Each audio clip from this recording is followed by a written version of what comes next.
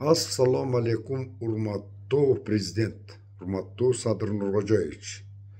Urmattu prezident, navakırkı şayloolarda bir жалпы elge жақпай тұрған тенденция пайда болды. Мындайча айтканда, 1000 агитатор жалдоого болот деген нерсе бул мыйзамдуу подкуп баштала турган болду. Ошолор гана өтүп келе турган болду. Мындайча айтканда, байлар гана келиш керек дегендей. Албетте байлар келиш керек. Байлар албетте мээнеткеч, акылдуу, эмгекчил деп түшүнөбүз.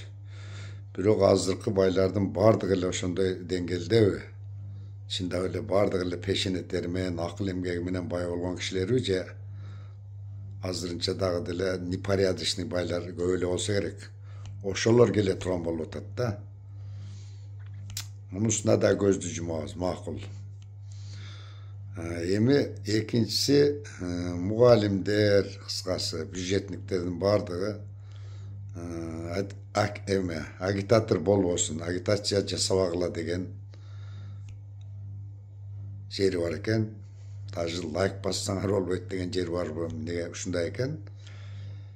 Эми баягы бөрк ал десе баш алат дейт го, бөрк ал десе баш алат деп жада калса университеттердин жетекчилери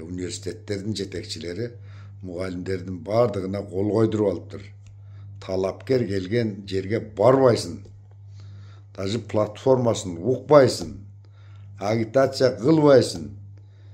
Не дай бог ошол жерде жүргөнүңөрдү көрсөк деп коюптур. Ушундай болобу? Макул агитация кылбасын, агитация кылба дегени туура эле. Административный ресурс колдонду деген бир нараазычылык болушу мүмкүн. Бирок алар барып талапкердин платформасын укпаса, коомчулукта ким жаратат? Ушундай мен билбейм, мондой болбосо керек. Ушу бөрк ал десе баш алган мектепте райондун жетекчилери, мектептин директорлори мугалимдерге кол койдуруп алыптыр. Такырлап талапкер барган жерге опшем жолобойсуң деп. Ушул болобу, кандай дейсиз? Тем более алар кантип анан шайлоодо кантип алар же шайлабай, мугалимдер шайлабайт дагы. Шайлоого келишип алар, же келгенге дагы тыюу салындыбы?